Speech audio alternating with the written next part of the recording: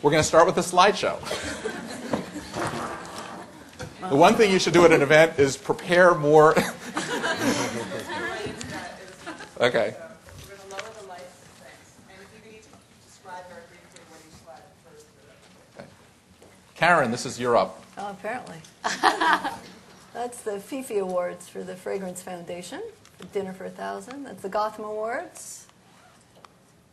Those are some cute guys on the red carpet at the Gotham Awards. So scientific. Yeah, that's the centerpiece for Children's Defense Fund. Ah, that is the Muppets Wizard of Oz rolling red carpet. They actually went along the red carpet in this bizarre thing that we made that rolled away. That's it. Avi. There's a before picture. That's after. It's a more open party.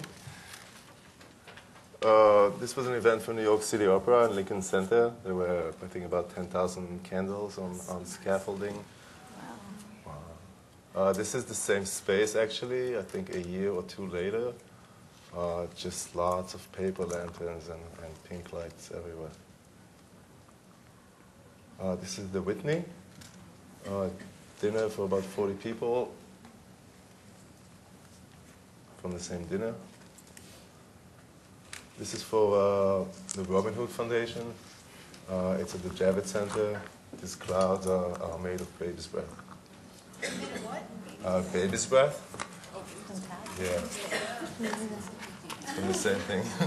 I need a cloud right now. I was hoping they weren't flowers. I need a cloud or something. This is also for Robin Hood. This is Javits Center, just so you get an idea of a transformation. There's a lot of mirrors playing everywhere, so lots of kind of reflections of 3,000 people. See, is invitations of things that I've worked on, because I sort of specialize in something called front of house, which is seating. So just to show you guys pictures of audiences would be really boring.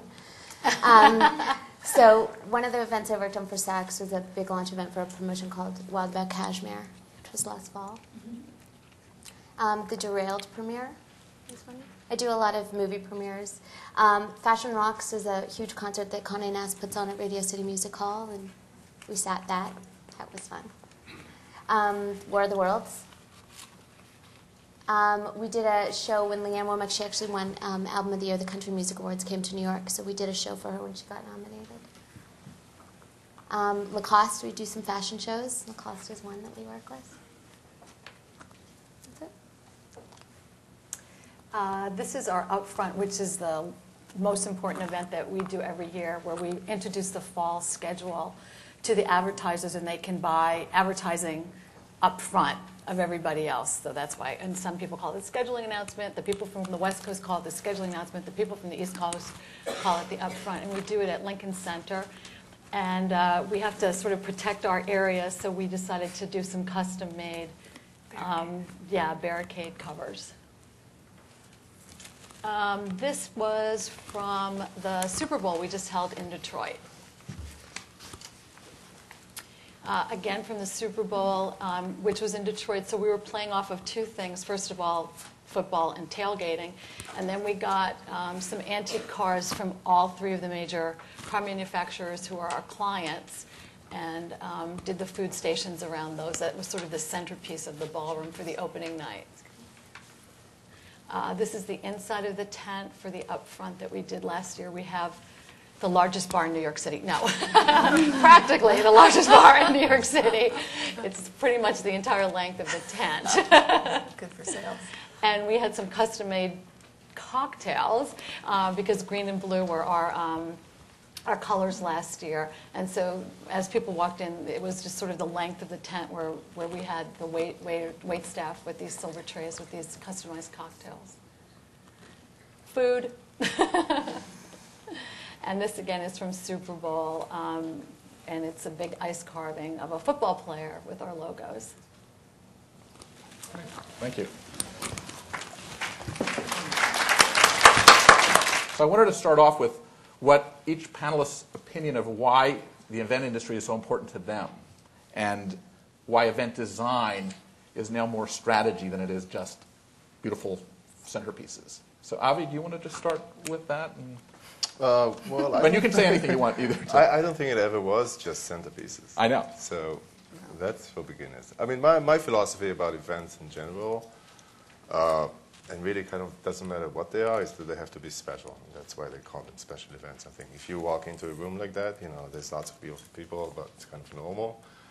And it doesn't really, I think it's good to kind of transform people to a different place and set of mind. And at this point, they're also a little more open and receptive and just not so busy with their phones and things like that. Brenda? For us, I think that we create events that will make memories for our advertisers. I mean, that's over 70% of the events that my team does is for the sales department, and that's why we are housed within the sales department. We do other events as well for affiliates and for the news division and so forth. But even with the news division, most of it is sales driven. So it's to create a memory like with the Super Bowl that people remember, that ABC put on, the best Super Bowl, that kind of thing. And it also gives a chance for the sales department and our sales team to bond more with our clients, and they talk about these events for years. I mean, I'm still getting people saying, oh, I remember the Millennium event that you did, that kind of thing. So that's what's important to us. Can you talk about, in advertising, value added in media? Because I think a lot of the stuff that you do is about value-added experiences for the advertisers, too? Yes. Well, I guess a good example of that would be for the Millennium, where one of our senior salespeople decided that, you know, the Millennium's here and we need to make a big deal out of it. And he came up with this incredible on-air show or idea of a show, which was pretty much Peter Jennings was on air for close to 24 hours. I don't know if any of you remember it, but it was pretty amazing. And we also had the New Year's Eve starting in some little island in the South Pacific and then moving across to Australia. And we followed the new year around the world, and Peter was anchoring it, and Barbara Walters was in Paris, and there were people all over the world. And we took over the Plaza Hotel, the dear old Plaza Hotel, and just created, I said it was the most expensive reason to watch television, but as part of buying a big package of advertising on the Millennium broadcast, each advertiser was given so many spots to entertain themselves, their clients, their top pharmaceutical salespeople, whatever they deemed the reason to use them. Great, thanks. Karen, what is your philosophy on events? When you approach an event, what's the first thing you think about? Well, I think, like Avi, design is a pretty critical one. I come from a theatrical background, sort of an avant-garde theater background, if you can believe it, where having an experience was sort of critical to how that all works. So when we started working on special events, it was about the various people having an actual experience rather than just saying, wow, I really love the color of that tablecloth. For me, I really wasn't able to really relate to that at all. And I still have a lot of actual trouble with some of those elements that, for me, if it doesn't really encompass a full experience, I'm like, I really don't care if there's flowers or tablecloth or anything. They might not be necessary at all. I also think everyone here probably understands that events are usually part of a bigger picture for almost every organization that the event is taking place for, whether that's fundraising, whether it's a marketing strategy. It's generally not a purely standalone element, and it's part of an organization's, whether it's yours or someone else's, bigger plan. So you have to be able to work that into the concept as well, so that you understand what your client is trying to get at. Are they trying to sell something? Are they trying to meet new people, brand their product? There's various other things that they might be trying to do, but you need to be able to figure that out, and that needs to be part of the experience. So you need to, it can't just be about, it's so beautiful. Are they trying to sell you something? And there's lots of different elements, but it's not just about the event for most clients.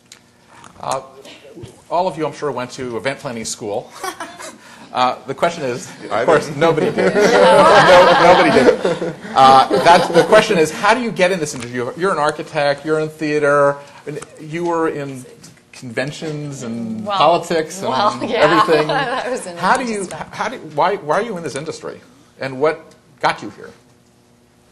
You want to just start, Well, Cameron? I You want was to start very again? tired of eating beans and rice and spaghetti, which I ate for 5 straight years when I first moved to New York. I mean, avant-garde theater was a lot of fun, but boy, it did not pay the bills. And during that time, people started to hire me to do like little things here and there. And What was your first job in? it was an IFP, independent feature project job. I was a production manager on something, which, I mean, and it just sort of started like that. And then I took on a few more clients, and then it became a business, and voila, here I am. Avi, how did you get into this? Well, let's see. I was doing painting for a long time and supporting myself painting until I started painting things I couldn't support myself doing. And I did a little waiting on tables, and I was looking for something else to do. I started doing flowers for my restaurant, was the first place, and then a little bit here and there. I fell from flowers into the whole event design and planning just by being really opinionated, I think, and kind of caring about everything that was going on. So, you know, often there wasn't really a party planner, so I kind of just had to do it. And other times, like I said, I was just really opinionated and said, no, it has to be like this and not like that. So. Ina? Well, for me, I was pre-med, and It's another. I was a math and Another chemistry path. double major, and I killed myself in school. I always had to study, and I was watching. There's a show on television called Fashion Television that From was Canada. from out of Toronto, and I saw a woman named Fern Malice. I don't know if any of you know her. She's and I saw her interviewed on TV, and I said, I have to move to New York and work for that woman. That is awesome. I said to my parents, I want to move to New York and put on fashion shows, and they looked at me like I was high. They're like, what do you Were mean? you? I mean, especially no, I wasn't. I should have been. But because especially in Toronto at the time, you had a path. Like if you can't go to school to be it, then you shouldn't be it. It's sort of like you had to. If there was a program, then that's what you could be. And so it was like, what do you mean you go put on fashion? Like what does that mean? And oddly enough, Jeannie Becker, who was the host of the show, my mom ran a day camp, and I was Jeannie's, both her kids' counselors. And I called her up, and I said, I have to call Fern and say, you told me to call, I want to move to New York and work for her. And she said, oh yeah, like I'm going to be the one that your family blames for not being an actor. Forget it. And I begged her, and she said, fine. And I called Fern, and I said, I'm moving there. And luckily they had a spot open, and I fell into it. And it was just much like camp with bigger and skinnier people. Yeah. It was the same, It totally is. We're both Canadian, and I was a camp counselor for like 10 years. You have to be if you're Canadian. Yeah. And it's so true. Yeah, But it's very much like when you're running an event. It's very much like whether you're organizing a group of 6-year-olds or they're bigger people. It's it's a you're a counselor. I often say buddy up.